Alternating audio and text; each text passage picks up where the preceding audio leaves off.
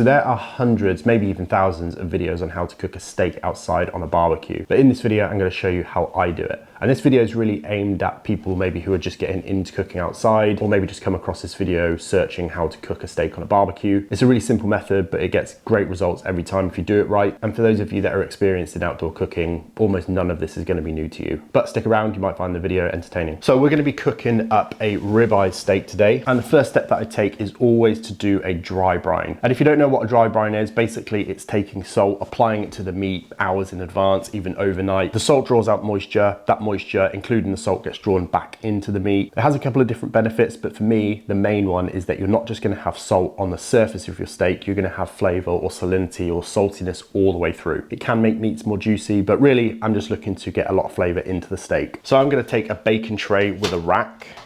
And the reason for this is going to go into the fridge overnight, and I want air to be circulating across the whole thing. This is going to slightly dry out the surface of the meat, meaning that when we come to cook this, it will be nice and dry and we should get a nice crusty exterior. So in terms of how much salt you put on here, I know a lot of people are scared about putting too much salt when they do a dry brine, but you have to remember you're not salting just the exterior, you're salting all of the meat all the way through this steak. So it's actually pretty hard to over salt these, but just to give you an example of how much salt you could use, I'm going to weigh this steak up and work out what 1.5% of its weight is, and that will give us a good indication of how much salt we should use in order to get a perfectly dry brine steak. This isn't necessarily something that I would suggest doing. You really don't need to. You could eyeball it. I eyeball it. I've never once weighed a steak, but just to give you an idea of how much that might look like, just to kind of help those people that are maybe new to this, remove that fear of over salting their meat, maybe getting a little bit shy about it, not knowing how much to use. So we're going to weigh this steak up.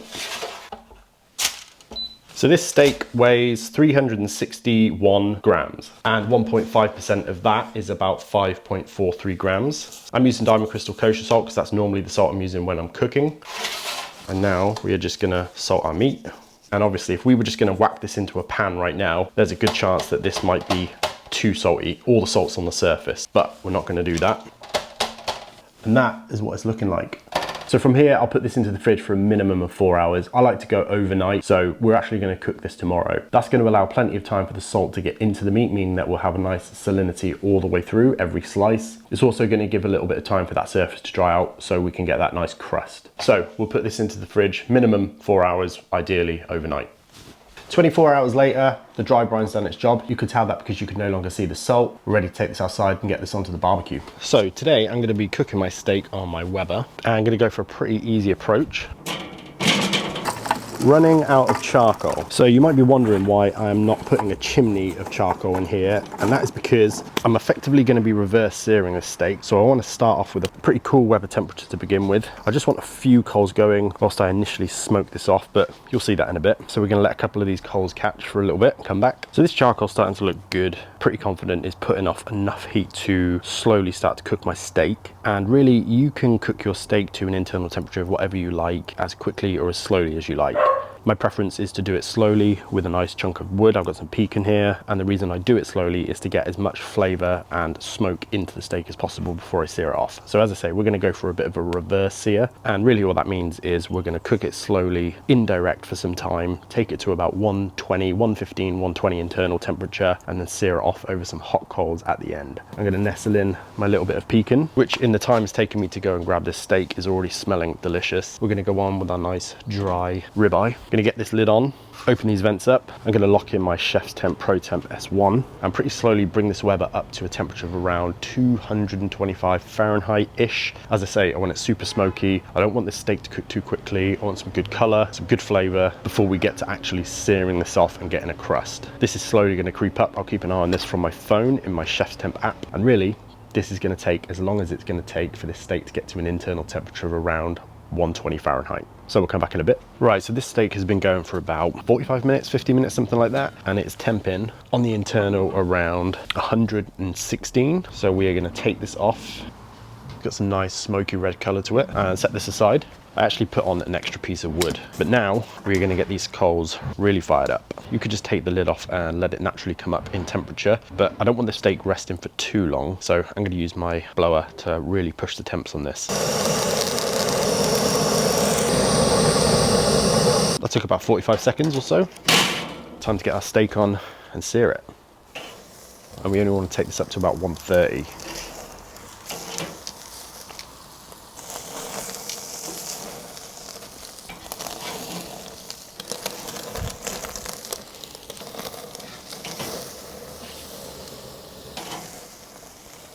So internal temps at 130.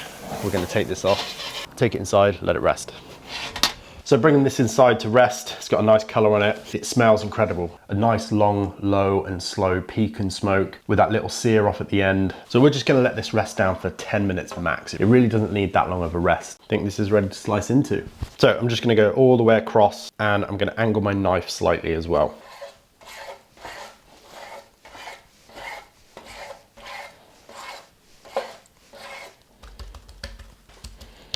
And what we've got is a perfectly cooked ribeye steak. Pretty much every single slice through the steak is going to be perfect. And although it was perfectly salted, I'm going to hit this with a little bit of fleur de sel just at the end, just to give a little bit of extra salt pop.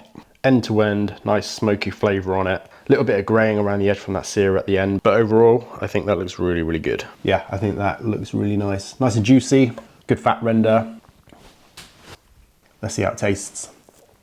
Perfectly salted all the way through. Every single part of that has some salinity to it. The fat's rendered well. I forgot that this was aged as well. So a little bit of that aged funk coming through. If I just dip that slice in what's on the board there, you can see the amount of juice that's retained. This was a nice fatty cut to begin with, but the dry brine, as well as making it taste delicious, definitely helps with that moisture retention. So super, super easy method. Probably one that most of you have seen a million times, but as I say, this video was really just to kind of go back to basics a little bit and to help those people that are maybe just getting into barbecue. Maybe they got a barbecue for Christmas and maybe they plan on getting outside in the summer. So that's really what this video was about and who it was aimed at. Cannot overstate the importance of a dry brine and how much better it makes a steak. So that is pretty much it for this video. Super simple, but hopefully it was useful to some of you. If you did like this video, please like, comment, subscribe, do all those things. It really, really does help me out. And I'll see you next week for another video.